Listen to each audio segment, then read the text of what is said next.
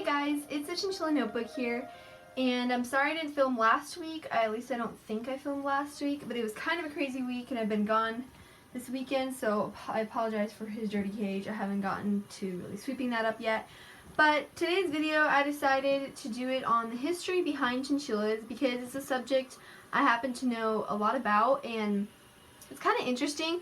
A lot of people don't really know much about chinchillas. I didn't even know chinchillas existed before I bought my own chinchilla. I saw him at the pet store the first day, so it's kind of cool. And so yeah, I just wanted to kind of share with you the origin of chinchillas, how they live in the wild, and the history that kind of brought them to us as pets. So I'm just going to jump right into it. Okay, so the first thing is chinchillas originate from high altitudes of the Andes Mountains that run along the western coast of South America. So they run along Argentina, Chile, Bolivia, Peru, Ecuador, and Colombia. And so this is pretty much all in South America. They aren't found anywhere in any other part of the world. Chinchillas' habitat is almost 3 miles above sea level. They do live in the mountains, which as everybody knows, chinchillas they cannot sweat, so they tend to need, a lot of the times, cool temperatures, and it sounds like it would be really hot in South America. So the Andes Mountain is covered by volcanic ash that chinchillas bathe in. This is how they take dust baths and how they do it in the wild, and it's exactly what we give them, or what we're supposed to give them. And wild chinchillas live in herds in their natural habitat for social reasons, as well as helping each other guard against predators and dangers. Chinchillas are actually very social animals, and so they don't just stay together for social reasons, though. They do it to help each other fight against dangers, because there's a lot where they live against snakes and foxes and birds like that. This is kind of cute when I found this out, but chinchillas actually have like a system in their group, and they have a chinchilla that's actually a lookout chinchilla that will sit outside their little crevices and like caves and whatever, and will watch out for danger. And they have these like calls, these warning calls to one another, and it's actually really cute. And so chinchillas hide from the sun during the day and explore and eat at night. This explains how they keep cool. They don't go out in the day because it's dangerous, and at nighttime it's cool. As you know, in deserts and in like climates like South America, it's a lot cooler at night than it is in the day. So this just makes it easier for them and safer.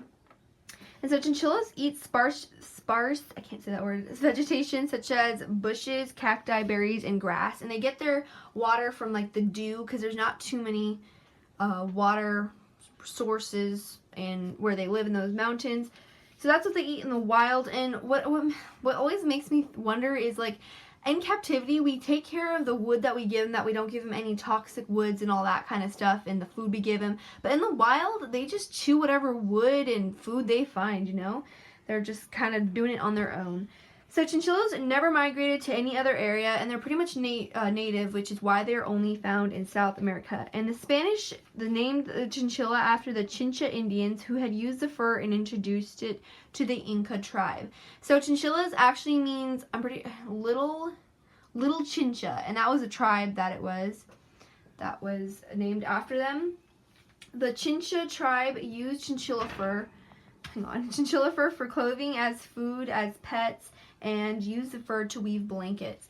So yeah, they did use chinchilla fur, which is very, very soft. It's actually the softest animal pelt in the whole wide world, which is so cool. This little guy has the softest fur ever. Because if you guys didn't know this, a human has 1 hair per follicle. They have 25 hairs per follicle, which means very, very dense hair, fur. So, and this is just a random fact, the chinchilla fur is amongst the most rare and expensive in the world, which is why he's so special. I mean, just look at him. What are you doing? No. Anyway, and another fact is that it takes 100 to 150 pelts, or chinchillas, to create a waist-length coat. That is a lot of chinchillas. What are you doing? I don't understand. He's chewing the bolt, and he's such a weirdo because there's nothing to chew.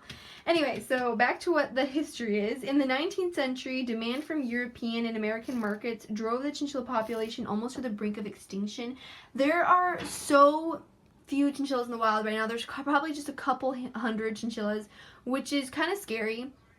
And an estimated 21 million chinchillas have been used have been killed for their fur before the alarmed governments of Chile, Bolivia, Peru, and Argentina imposed a ban on their hunting.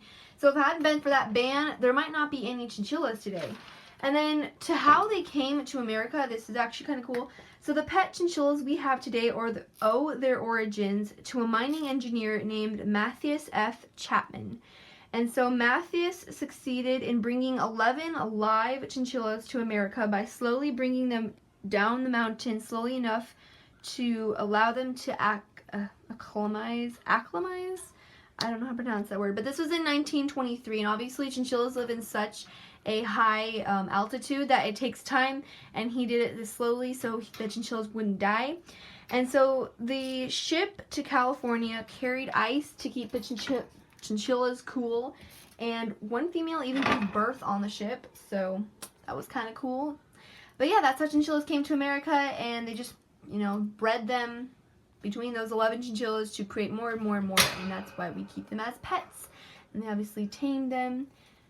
But yeah, so that is the history behind chinchillas. Again, this is super messy. I feel like every video I do, the cages are always super messy, and then after the video, after it's up and everything, I go and I sweep his cage, so I'm like, I should have done that before.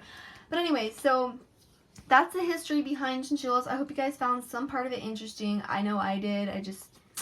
I find some things so weird. Anyway, but yeah, chinchillas are very cool animals, and they're very interesting. Ah, man, this camera is going all over the place. Oh goodness, and Merlin, as you can see, is very hyper, and I can't even talk today. So yeah.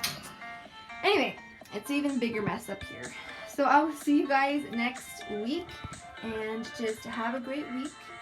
And Merlin says goodbye. Oh, actually, he's not going to, because he will